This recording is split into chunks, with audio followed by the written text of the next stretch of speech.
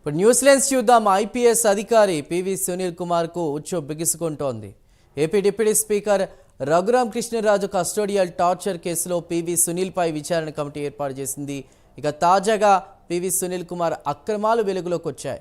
Police housing corporation MD హోదాలో 3 కోట్ల రూపాయలను నిబంధనలకు విరుద్ధంగా చెల్లించినట్లు గుర్తించారు. 2019 జనవరి 30న పోలీస్ హౌసింగ్ కార్పొరేషన్లో డాష్ బోర్డ్ తయారీకి టెండర్లు పిలిపించారు. అయితే ఆ టెండర్ల ప్రక్రియలో నిబంధనలు పాటించకుండా Megatron IT services private limited కంపెనీకి డాష్ బోర్డు తయారీ బాధ్యతలు అప్పగించారు. డాష్ బోర్డు తయారు చేయకుండానే 3 కోట్ల రూపాయలు చెల్లించినట్లు గుర్తించారు. గతంలో మెగాట్రాన్ కంపెనీకి కామేపల్లి తులసిబాబు డైరెక్టర్గా ఉన్నారు. తులసిబాబు కోసం నిబంధనలు పాటించకుండా 3 కోట్లు కట్టబెట్టినట్లు నిర్ధారించారు. రఘురామ కేసులో తులసిబాబు ఇప్పటికే అరెస్ట్ అయ్యారు. ఇదే అంశంపై మరిన్ని వివరాలని లైవ్ ద్వారా అందిస్తారు మా ప్రతినిధి నరేష్.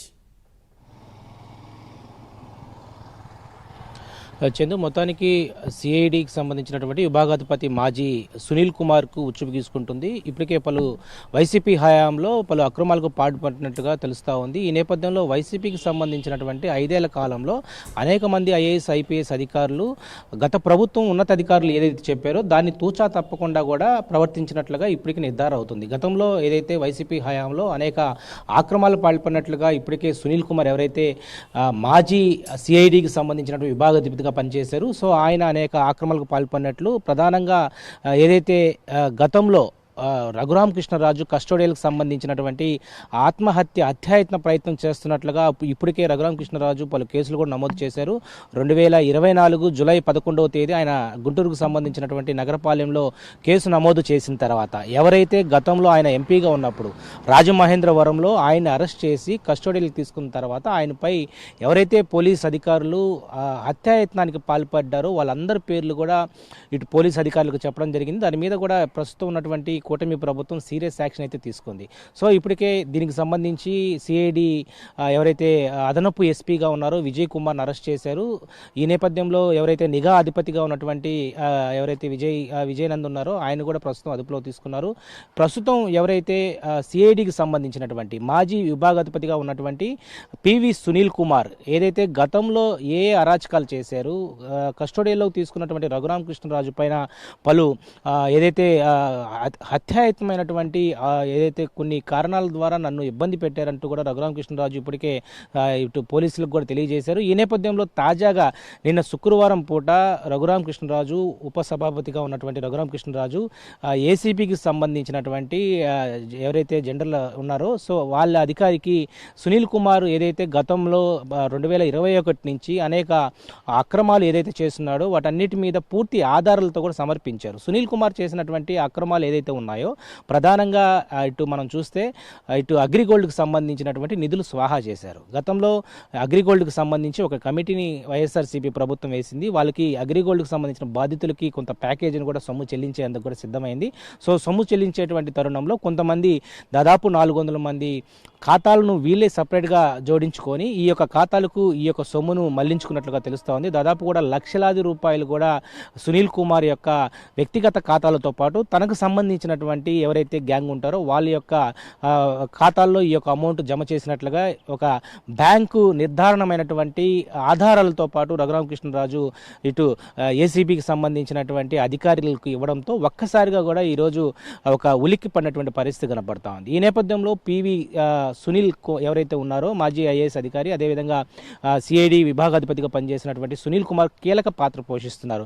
ఏదైతే హౌసింగ్ కార్పొరేషన్లో దాదాపు కూడా 3 కోట్ల రూపాయలకు సంబంధించినటువంటి నిధులు కూడా స్వాహా చేశారు. ఈ యొక్క కొన్ని టెండర్లు ర్యాకులకు సంబంధించి సాంకేతిక సంబంధించినటువంటి కొన్ని ఏదైతే ర్యాక్స్ తయారు చేయాలో వాటన్నిటిని కూడా ర్యాక్స్ కూడా తయారు చేయకుండా టెండర్కి పిలిచారు. టెండర్ పిలిచిన తర్వాత ర్యాక్స్ తయారు చేసి వాటికి సంబంధించినటువంటి బిల్డింగ్ అంతా కూడా పూర్తి చేయాల్సిన పరిస్థితి ఉంది. కానీ వాటన్నిటిని కూడా పూర్తి చేయకుండా ప్రస్తుతం ఏదైతే ఈ యొక్క విభాగాధిపతి ఎవరైతే సునీల్ కుమార్ ఉన్నారో సో ఆయన చేసినటువంటి అరాచకాలన్నింటినీ కూడా ఐపీఎస్కి సంబంధించినటువంటి అధికారి ఎవరైతే ఉన్నారో సో ఆయన గతంలో ఏదైతే పాల్పడ్డారో ఆ పాల్పడినటువంటి వ్యవహారాలన్నింటినీ కూడా తూచా తప్పకుండా రఘురామ్ కృష్ణరాజు ఏసీబీ అధికారులకు కూడా ఇవ్వడం జరిగింది. దీని మీద ప్రభుత్వం కూడా సీరియస్గా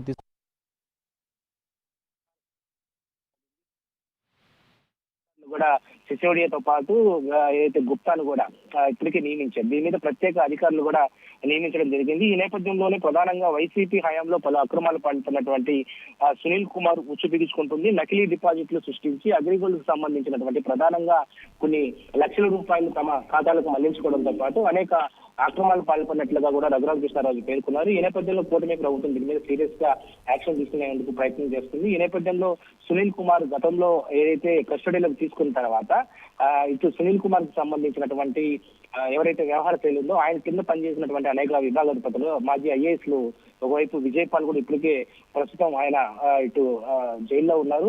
అదేవిధంగా రఘురామ కృష్ణరాజుకు సంబంధించినటువంటి కస్టడీలకు సంబంధించినటువంటి ఆయన్ని హత్యాయత్న ప్రయత్నం చేసినటువంటి ఎవరిని కూడా వదిలిపెట్టినట్టు కూడా ఒకవైపు రఘురామ కృష్ణరాజు సవాల్ విసురుతున్నారు. ఈ నేపథ్యంలోనే ప్రభుత్వం సీరియస్ గా ఉంది. సునీల్ కుమార్ ఐపీఎస్ చేసినటువంటి అనేక అరాచకాలు అయ్యొచ్చు, అక్రమ కేసులను బనాయించడం, ఏదైతే గతంలో పోస్టులు చేసినటువంటి సోషల్ మీడియాలో పోస్టులు పెట్టి వాళ్ళ మీద పూర్తి స్థాయిలో కూడా పిలిపించి బెదిరించడం, అదేవిధంగా వాళ్ళ మీద అనేక కేసులు నమోదు చేసి అనేక ఇబ్బందులు ఎదుర్కొన్నారు. సో మొత్తానికి ఇప్పుడు ప్రస్తుతం ఉన్నటువంటి కూటమి ప్రభుత్వం వీటన్నిటి మీద యాక్షన్ తీసుకుంటుంది. సునీల్ కుమార్ కు సంబంధించినటువంటి ఒక్కొక్కటి కూడా బయటకు రావడంతో ఆయన బయట ఉచ్చేతి బిగుసుకుంటున్న పరిస్థితి కనపడతా ఉంది. అంటే కొంతమంది ఐఏఎస్ ఐపీఎస్ అధికారులు ఒక భయాందోళన అయితే కొనసాగుతున్న పరిస్థితి కనపడతా ఉంది. మరోవైపు టెండర్లకు సంబంధించి ఒక ప్రధానమైనటువంటి అంశం మనం చూసుకోవచ్చు. ఎందుకంటే ఇప్పటికే డాష్ బోర్డు కు సంబంధించినటువంటి 2019 జనవరి 30న పోలీస్ హౌసింగ్ కార్పొరేషన్ కు సంబంధించినటువంటి డాష్ బోర్డు తయారీకి టెండర్లు పిలవడం జరిగింది. అయితే టెండర్లు పిలిచిన తర్వాత వాటన్నిటిని కూడా టెండర్ల నిబంధనలు పాటించకుండా ఏదైతే మైక్ట్రాన్ ఐటీ సర్వీస్ ప్రైవేట్ లిమిటెడ్ కి సంబంధించినటువంటి డాష్ బోర్డు తయారు చేయాల్సినటువంటి పరిస్థితి ఉంది. 3 కోట్ల రూపాయల యొక్క టెండర్లు అయితే పిలిచారు. టెండర్లు పిలిచిన తర్వాత వాటికి సంబంధించినటువంటి ఎవరైతే ఉంటారో వాటన్నిటిని పూర్తి చేసి వాటన్నిటికి సంబంధించి బిల్స్ పెట్టాలా.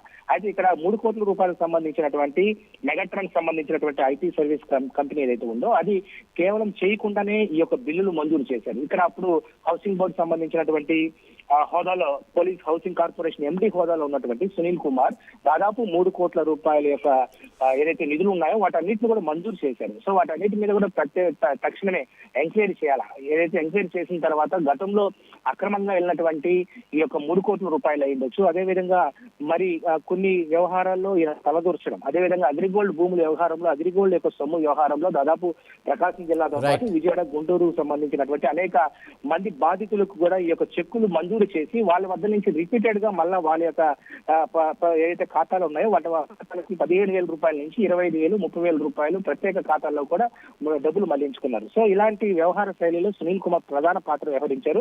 వీటన్నిటి మీద బ్యాంక్ స్టేట్మెంట్లు కూడా ఏసీబీకి సంబంధించినటువంటి అధికారికి రఘురామ కృష్ణరాజు నిన్న శుక్రవారం కూడా ఆయన అందజేశారు.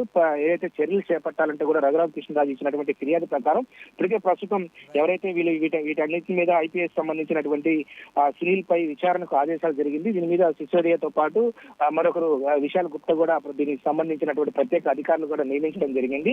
పూర్తి సాంకేతిక అభివృద్ధి ఘటన దాదాపు 75 లక్షల రూపాయల యొక్క చెక్కులు కూడా ఆయన వివిధ ఖాతాలకు కూడా మంజూరు ఏదైతే చెల్లించడం జరిగింది.